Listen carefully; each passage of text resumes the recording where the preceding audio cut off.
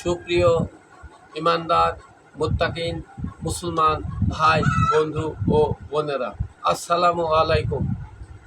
আশা করি আপনারা যে যেখানে আছেন মহান আল্লাহ রাব্বুল আলামিনের মেহেরবানিতে সহি সালামতে আছেন। আলহামদুলিল্লাহ, আমি এটাই চাই আপনারা সকলে ভালো থাকুন। আজকের বিষয় হচ্ছে ঈদে মিলাদুন নবী। আপনারা সবাই জানেন আজকে ঈদে মিলাদুন নবী। হযরত মুহাম্মদ সাল্লাল্লাহু আলাইহি ওয়াসাল্লাম 570 খ্রিস্টাব্দে 12ই রবিউল আওয়াল সুবহে সাদেকের সময় তিনি জন্মগ্রহণ করেন এই পৃথিবীতে। জন্মদিনের উদ্দেশ্যে আল্লাহ রাসূল পাক সাল্লাল্লাহু আলাইহি সাল্লাম প্রতি সপ্তাহে প্রতি সোমবার তিনি রোজা পালন করতেন। এই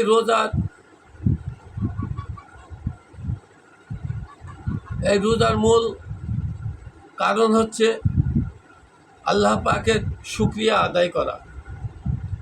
এই দিনে আল্লাহ রাসূল সাল্লাল্লাহু আলাইহি সাল্লাম পৃথিবীতে এসেছিলেন, সেই কারণে আল্লাহর কাছে শুকরিয়া আদায় করতেন।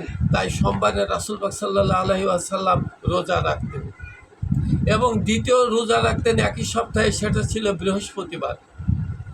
বৃহস্পতিবারের ফজিলত বলতে গেলে মতান্তরে দুই রকম। একটা হচ্ছে আল্লাহ রাসূল সাল্লাল্লাহু আলাইহি ওয়াসাল্লাম বৃহস্পতিবারের দিন নবুয়ত প্রাপ্তি হয়েছিলেন।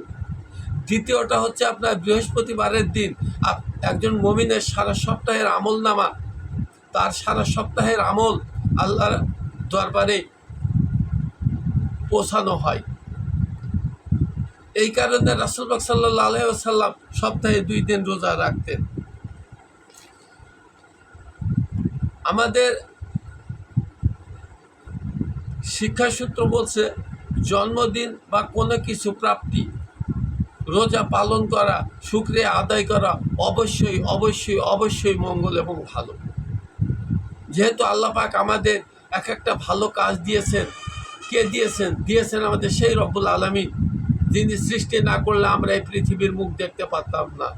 সুতরাং তার সকল সৃষ্টি বা ভালো কোনো কিছু হলে সাথে সাথে আল্লাহ পাকের 2 রাকাত শুকরিয়া আদায় করা অবশ্যই অবশ্যই আমাদের জন্য ভালো এবং রোজা রাখা অবশ্যই আমাদের ভালো।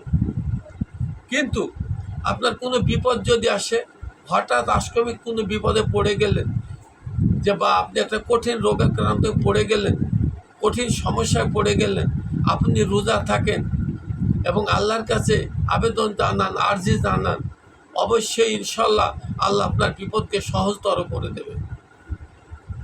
তাই আসুন, আমরা ধর্ম নিয়ে কেউ বাড়াবাড়ি করব না, ধর্ম নিয়ে অতিরিক্ত কিছু করব না যা আমাদের রাসূল পাক সাল্লাল্লাহু আলাইহি ওয়াসাল্লাম বলেননি, করেননি, তাই সেগুলো আমাদের অবশ্যই পরিত্যাজ্য। আসুন আমরা হাদিস কোরআন মোতাবেক ধর্ম করার চেষ্টা করি, চলাফেরা করার চেষ্টা করি, আল্লাহর শুকরিয়া আদায় করি। এটাই হোক আমাদের আগামী দিনের প্রত্যাশা এবং অঙ্গীকার। আসুন আমরা সবাই খারাপকে তওবা করে ভালোকে আঁকড়িয়ে ধরি, এই প্রত্যাশা রেখে আজকের মতো শেষ করছি। আসসালামু আলাইকুম ওয়া রাহমাতুল্লাহি ওয়া বারাকাতুহু।